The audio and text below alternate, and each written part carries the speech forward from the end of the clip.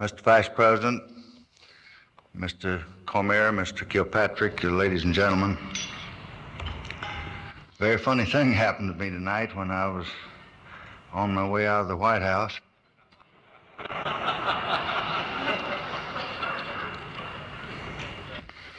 I mean tonight.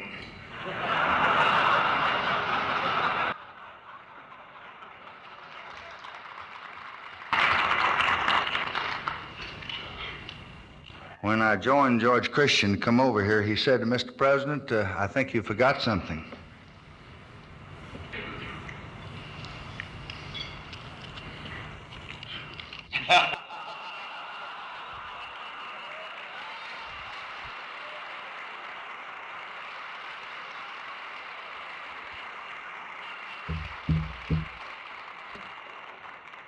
So that's how I came to be wearing this.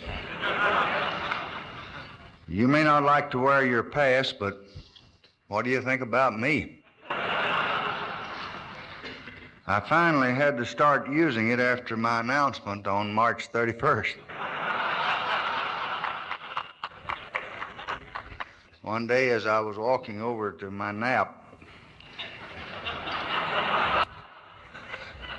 a guard stopped me in the hall and looked at me very carefully and said, "Excuse me, buddy, but do you work here?"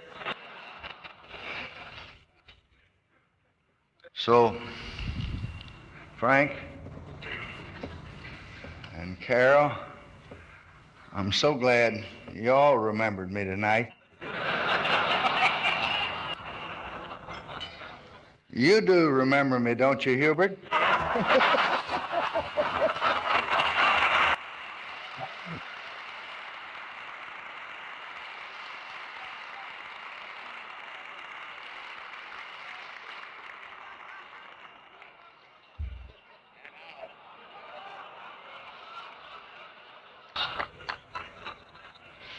Last year, when I was with you, I gave some advice to your new president. And this year, I have some more. Carol, the most important thing is unity.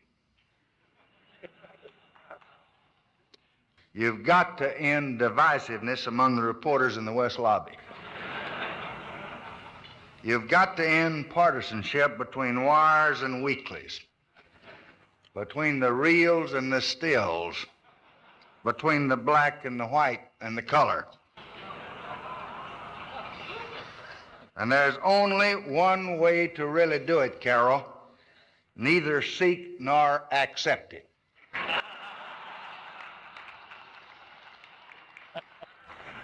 And you'll find out that once you step aside, things start happening.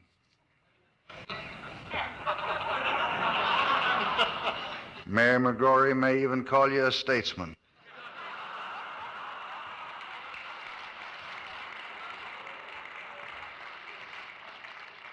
Walter Lippmann may think so, but can't quite bring himself to say so.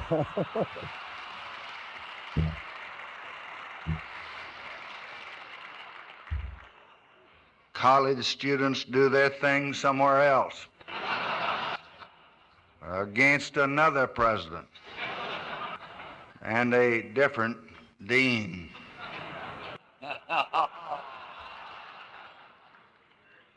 Well, this may be my valedictory address to the press. So tonight I can be even more frank with you than I've customarily been in the past,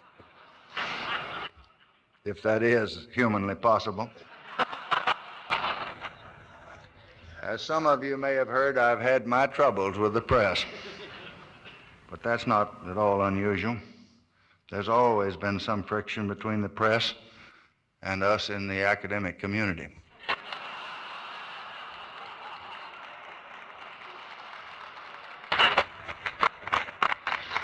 Why this friction? We intellectuals agree that it's not so much a matter of substance. We just plain don't like your style. Much too earthy. As you know, the relationship between presidents and the press has always been a very intriguing one. kind of a sort of a lover's quarrel. I think all of us will remember what Thomas Jefferson said in 1787.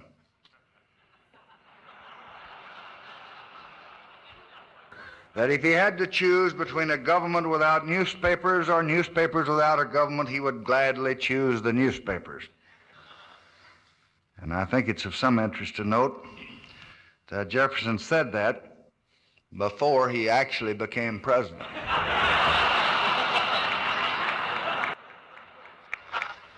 But eventually, of course, he became President Jefferson. And then he expressed his opinion this way: nothing can now be believed which is seen in a newspaper. Truth itself becomes suspicious by being put into that polluted vehicle. And here's one more opinion about the press. The only security of all is in a free press. And if that last one sounds to you like a platitude that's uttered by an elder statesman, then you're right. It too was spoken by Thomas Jefferson in 1823.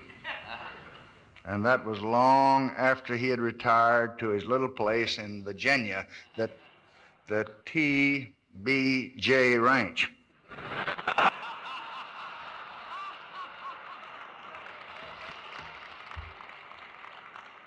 But we must get on. It's all summed up best, I think, in these lines that were penned by a famous Texas statesman and poet: the pen is mightier than the sword if it's your ox that's being gored.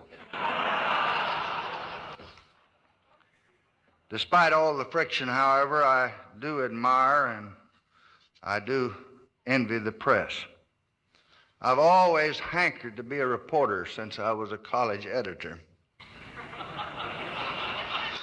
I've always wanted to come up with one of those hard news leads like the mood at the White House this evening is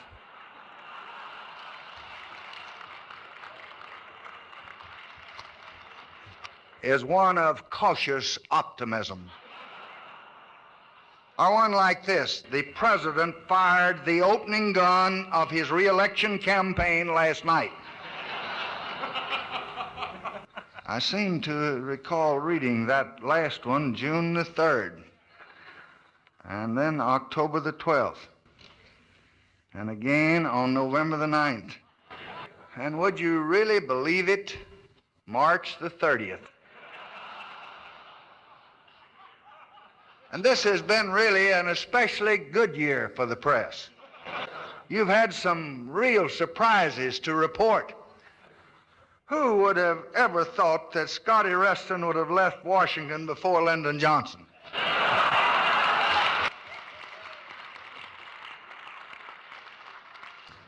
But you know how it is in this town. Journalists come and journalists go.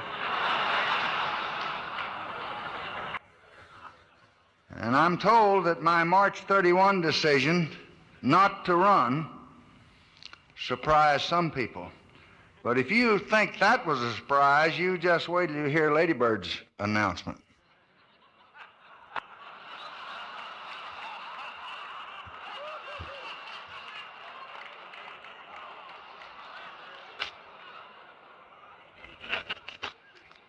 You know, somewhere people just never do seem to quite understand me. On March 31st, I clearly said in very measured words, I will not seek and I shall not accept the nomination of my party.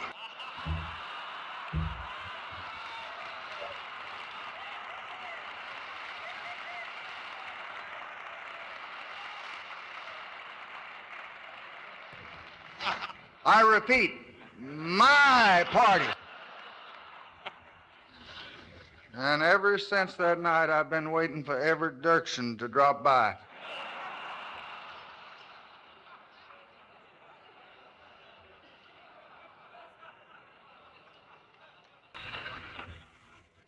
As I was reminded earlier, 12 months ago, we did share another evening like this together.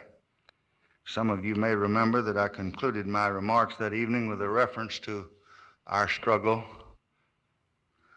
all of our struggle for peace. That struggle goes on as we gather here again tonight. We cannot yet celebrate the seizing of any tantalizing prizes. We reach out still for the elusive happiness of peace, but we have not yet failed. Much has happened in a year to give us heart,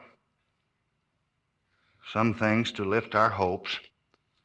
This morning, Ambassador Harriman and Cy Vance completed the technical arrangements for opening the talks in Paris, for which we have waited and worked and longed so long.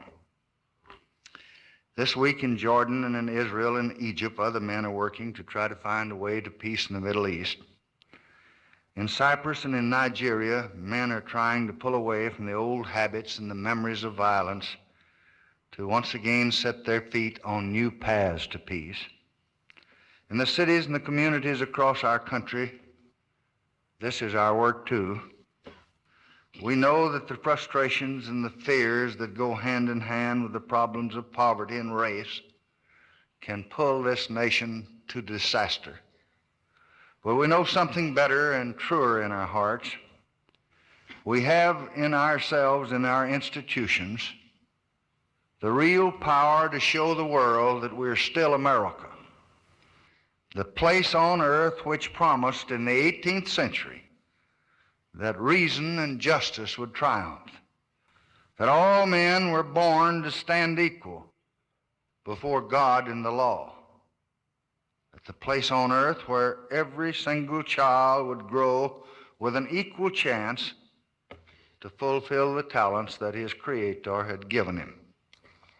And no man sitting as president in the spring of 1968 could help feeling and knowing in his heart that humanity had really reached one of those rare and eventful moments when history turns, placing mankind on the edge of a very great decision. Looking about him at his nation and his world, a president could see the making of catastrophe all around him. He could see the raw elements of hatred and prejudice, of division and demagoguery and disorder all over the place, to carry a blind race of men over the brink into a nuclear age. But a president could also look about him and find promise that would balance the peril. He could see and he could feel a stirring and a movement that's often submerged or hidden in the clamor, the quiet joining of many hands, men trying to pull together the strands of decency and common sense and compassion and moderation. And every day of my presidency, I put my hand to this work. And it's gone long into every night. I did what I did on March the 31st to put the full weight of the presidency and of the president on the hopeful side of the balance. And now, 6 weeks later, the scales have not yet settled. It's too soon to cast up the accounts. But I do want to tell you what I really feel in my heart tonight.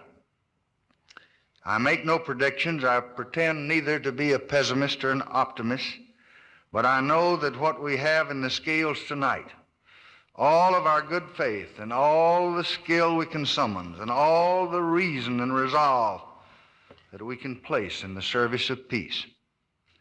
And from all that that I have seen in the years as president, from all that I've learned in my entire public life, I think this may be enough to tip the balance. And in the final reckoning, each of us is going to be accountable. And this is our year of decision. And our decisions now will bind the destinies of men for the long years to come throughout the lives of our grandchildren. We can take history at its turn. Together, we can move this nation and our world, and we can move them away from conflict and toward conciliation. We can move them away from violence and toward orderly change, away from frustration and toward fulfillment, away from the fears and the hatreds and the torments that tear people apart, toward the respect and the friendship and the tolerance that bring people together and that can allow the world of men to finally live at peace. History does not turn by itself. It is turning tonight because we have tried so hard for so long. And yes, whatever we may have said or done or thought, we have tried to do what we thought was right. If we are to seize the full promise of this moment, if we are to continue turning the tides of time and fortune in man's favor, it will take a strong and a unified America to do it. It'll ask all of our old faith and wisdom and courage. We're called once again to show the strength of our character and the greatness of our American spirit. You have been the reporters of my hopes and the recorders of my conviction throughout these many days of my presidency. There have been days and nights when you told the people that I had asked for their help and for their prayers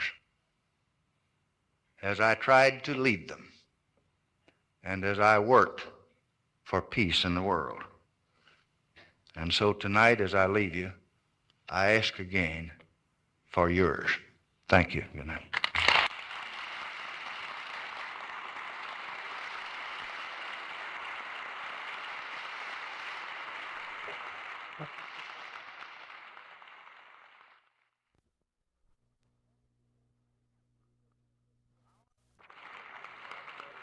I want to say to each of you that made this gift to the library possible that, Ms. Johnson, I thank you from the bottom of our heart, and we will try to see that we at least apply a part of this to a key to open some of the secrets that you've been waiting for.